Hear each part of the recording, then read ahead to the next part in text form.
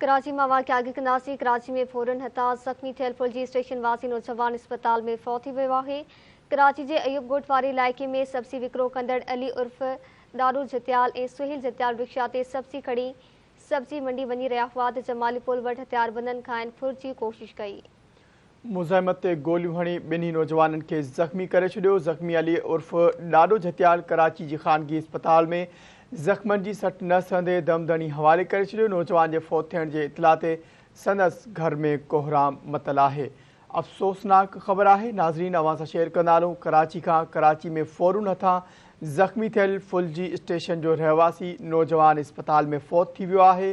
कराची जे अयूब गोठ वारे इलाइक़े में सब्ज़ी विकिरो कंदड़ अली उर्फ़ ॾाॾो जतियाल ज़ख़्मनि जी सट न सहंदे फौत थी वियो आहे।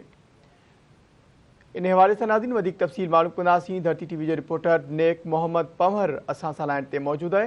जी नेक मोहम्मद, आगाह कजो, छा तफ़सील आहिनि?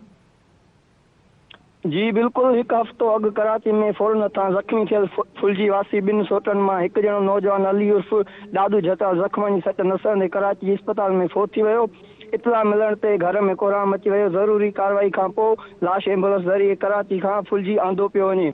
मां तव्हांखे ॿुधाईंदो हलां त हिकु हफ़्तो अॻु कराची जे अयूब गोठ में सब्ज़ी विकिरो कंदड़ फुलजी वासी अली उर्फ़ ॾाॾो जतियाल ऐं सुहेल जतियाल रक्षा ते सब्ज़ी खणण लाइ सब्ज़ी मंडी वञी रहिया हुआ त जमाली पुल वटि 6 हथियारबंद हथियारनि जे ज़ोर ते फुर करण जी कोशिश कई। मज़ाहिमत ते गोलियूं लॻण सबबि ॿई ॼणा ज़ख़्मी थी पिया हुआ। ॿिन्ही ज़ख़्मियुनि खे कराची जी ख़ानगी अस्पताल पहुचायो वियो, जिते अॼु हिकु ॼणो अली उर्फ़ ॾाॾो जतियाल फौत थी वियो, जॾहिं संदसि सोट जो इलाज हलंदड़ आहे। जी वॾी महिरबानी अपडेट करण लाइ।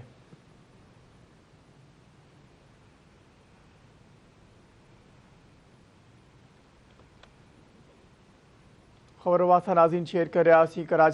कराची में फ़ौरन हथां ज़ख़्मी थियल नौजवान ज़ख़्मनि जी सट न सहंदे अस्पताल में फौत थी वियो आहे। कराची में फ़ौरन हथां ज़ख़्मी थियल फुलजी स्टेशन जो रहवासी ॿुधायो वञे पियो। नौजवान अस्पताल में ज़ख़्मनि जी सट न सहंदे फौत थी वियो आहे।